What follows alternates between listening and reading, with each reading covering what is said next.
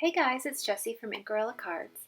I know it's been a really long time since I've published a video, but a lot of things have been happening in my life and YouTube videos have kind of been put on the back burner. But I'm back and I'm really excited to be making videos again. This is actually a video that I recorded last fall in 2015, and I thought of editing and recording the voiceover and uploading the video, and it just seemed like too much at the time, so it's been quite a while. Alright, so I'm sure you've heard enough of me jabbering, so let's get straight to today's video. Today we're going to be talking about brush lettering techniques and drills.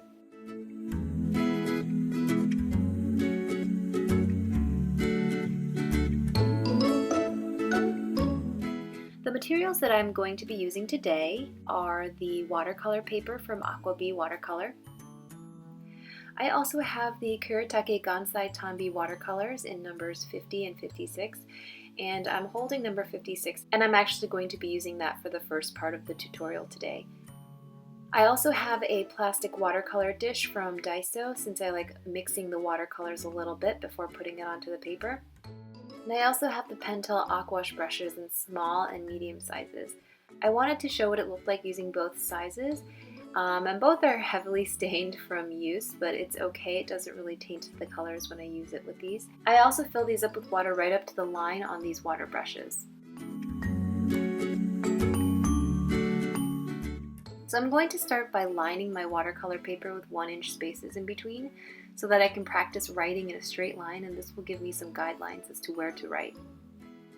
I'm going to start with a thick brush, which I should note I'm not as comfortable writing with. And I'm going to start with some thick strokes. I'm starting right at the top and adding pressure on the way down.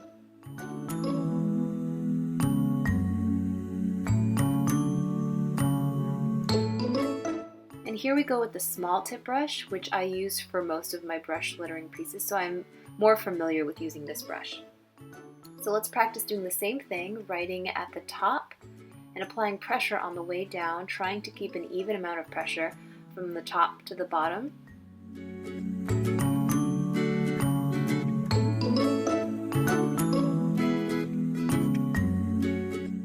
And now we're going to work on some upstrokes, starting with the large brush.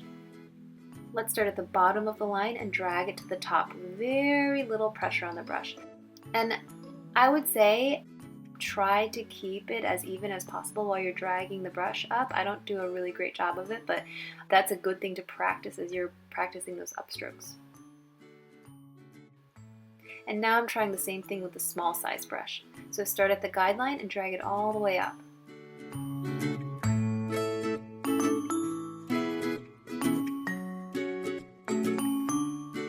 Now let's transition from thick to thin. Starting with the large brush, I'm applying thick pressure down and thin pressure on the way up. These are pretty uneven, as you can see, and this is something that's good to practice, is trying to make it as even as possible. Let's try with the small size brush. Push down and release the pressure up as you move up. And since I'm a lefty, I was not thinking about my previous letters that I wrote, and I smudged a little bit right there.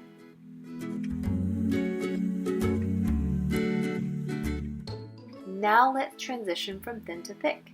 Starting with the large brush, there should be no pressure on the way up and heavy pressure as you move down.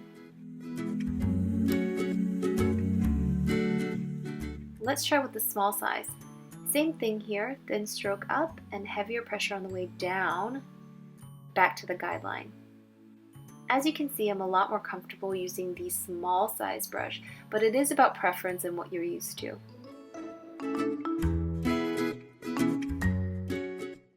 Now I'm going to try transitioning from thin to thick, back to thin, and this will help me with transitioning in real letters. Starting with the large size brush, we are going to move our brush up from the guideline, then thick back with heavy pressure on the way down, and thin on the way back up.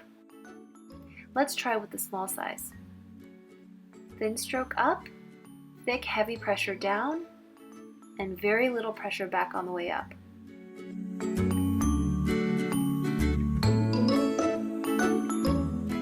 Now I'm going to try it with an actual letter.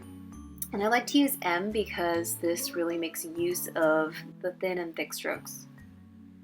I'm starting with a thick, heavy pressure down, thin on the way back up, heavy on the way back down, and repeat the last 2 steps. And you can see that's very, very thick.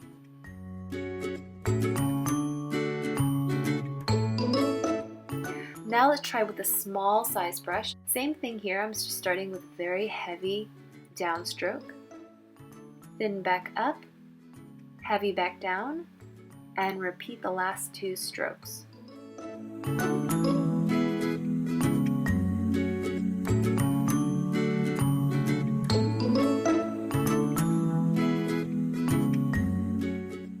Now let's try connecting 2 letters. So I'm going to start off by lining my paper again, and starting with the large brush, I'm going to be writing the same letter but connecting them. Not doing anything new here, but just repeating the same letter and leaving no space in between them.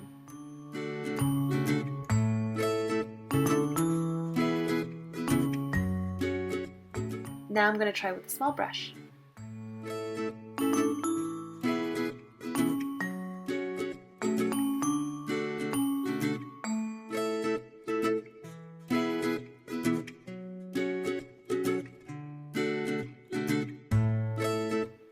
Here I'm going to write the word minimum. It makes use of the thin upstroke and thick downstrokes that I've been practicing with you.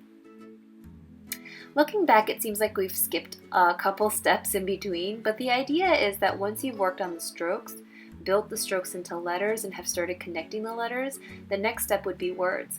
I should have gone for a shorter word here, but I like using the word minimum for drills, just because, like I said, it really gets you to be mindful of the pressure that you're putting onto your brush.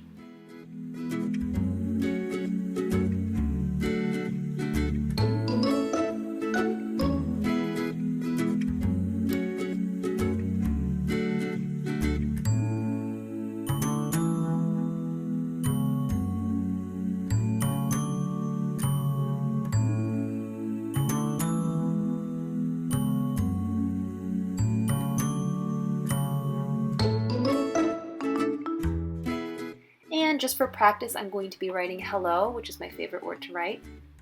And this will be from a side view. And I think it's really helpful, especially for lefties, to see how I'm writing by lifting my hand above the letters, because that prevents smudging. And I will say that I have changed the way that I write since making this video, which was about 5 months ago.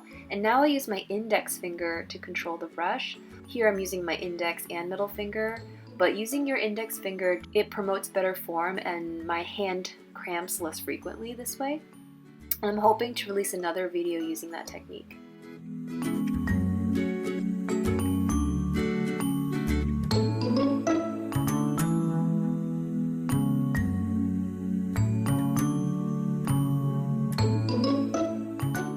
I hope you enjoyed this video and that you learned something. Please like and subscribe and leave a comment below of what you'd like to see next. To check out more of my blogs and videos like this, check out my website at www.ingarella.com. You can also follow me on Instagram at IngarellaCards, and you can see all the products that I've used in the description below.